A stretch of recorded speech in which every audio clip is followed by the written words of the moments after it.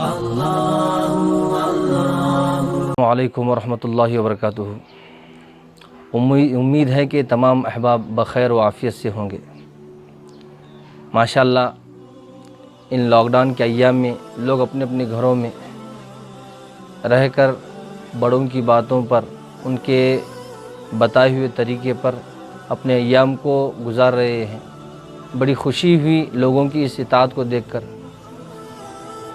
امید کی کرنیں اور جاگ اٹھی لوگوں کی اطاعت کو دیکھ کر۔ اللہ تبارک و تعالیٰ آپ کی اس اطاعت کو قبول فرما کر آپ کی اولادوں میں اللہ تعالیٰ دین کی حفاظت کا اللہ تعالیٰ آپ کی اولاد کو ذریعہ بنائے۔ البتہ آپ تمام احباب کو ایک بڑا اہم پیغام دینا ہے، وہ یہ ہے اب رمضان مبارک کے ایام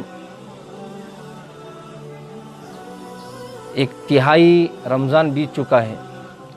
اب عید کی تیاریوں میں آپ مصروف ہونے والے ہیں۔ اس سے پہلے آپ کو اپنے بڑوں کا پیغام سنانا ضروری سمجھتا ہوں۔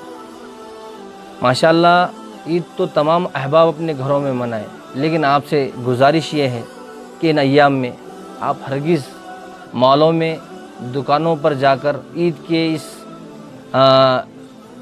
خریداری میں، بازاروں میں بالکل سڑکوں پر ہرگز نہ نکلیں۔ ایک سوچی سمجھی ایک سازش رچی جا رہی ہے کہ ایک پچھلے دنوں میں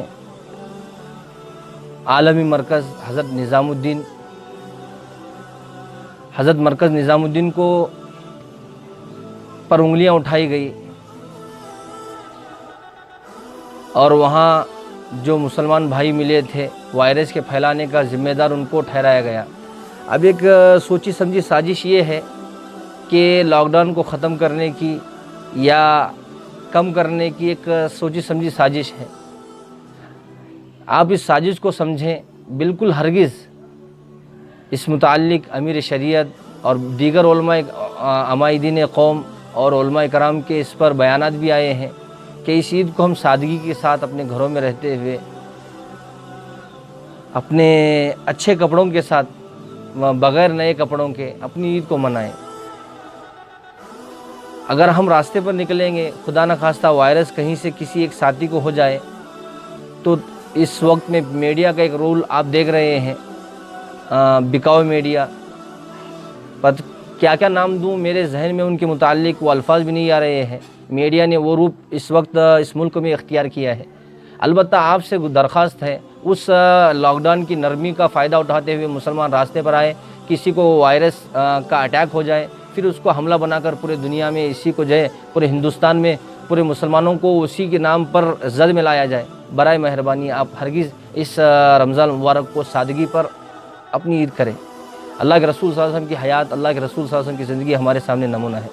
اللہ کے رسول صلی اللہ علیہ وسلم اپنے ہر سال عید کے کپڑوں کے سلانے کا کوئی نظم نہیں تھا۔ اپنے کپڑوں میں عمدہ کپڑے جو ہوتے تھے، اللہ کے رسول صلی اللہ علیہ وسلم جمعہ کے دن، عید کے دن اسی کو جو ہے زیب تن کیا کرتے تھے۔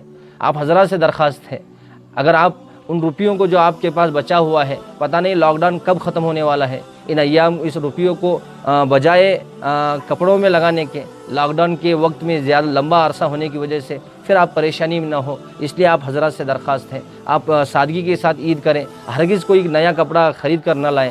دیکھیے، میں بھی اپنی زندگی کا حوالہ آپ کے سامنے دے کر کہتا ہوں، میں نے بھی رمضان سے پہلے، یہ لاک ڈاؤن سے پہلے کپڑے سلائے تھے، لیکن عمومی حالت آج پورا مسلمان عمومی طور پر نیا کپڑا نہیں پہن سکتا۔ انشاءاللہ میں بھی اپنی رمضان مبارک کی عید بالکل اپنے سادے کپڑوں پر انشاءاللہ منانے کی بالکل ہر حال میں کوشش کروں گا، اس لیے کہ عمومی حالت مسلمانوں کی یہ ہے، اور میں اکیلا اچھے کپڑے پہنوں گا تو پورے مسلمانوں کو ایک عام مسلمان کو، انسان کو وہ چیز بری لگ جائے گی، اس لیے میں بھی اس سے پرہیز کروں گا، اور عام سطح کے لوگوں کی طرح ہم اپنی زندگی کو انشاءاللہ پوری کرنے کی کوشش کریں گے۔ اس لیے آپ سے تمام تنظیموں کی طرف سے، جماعتوں کی طرف سے، جمعیتوں کی طرف سے آپ سے درخواست ہے، آپ بجائے ان پیسوں سے جو ہے کپڑے خریدنے کے، آپ کے اطراف میں کوئی غریب ہوں گے جو اپنی عید کو جو ہے اپنی گھروں میں عید کی خوشیاں بھی نہیں لا سکتے، وہ معاشی اعتبار سے بہت کمزور پڑ چکے ہوں گے، ایسے لوگوں کی ان روپیوں سے مدد کریں۔ یہی ہمارا اپنے اکابروں کی، اپنے آبا و اجداد کی طرف سے یہی میسج چلتا ہوا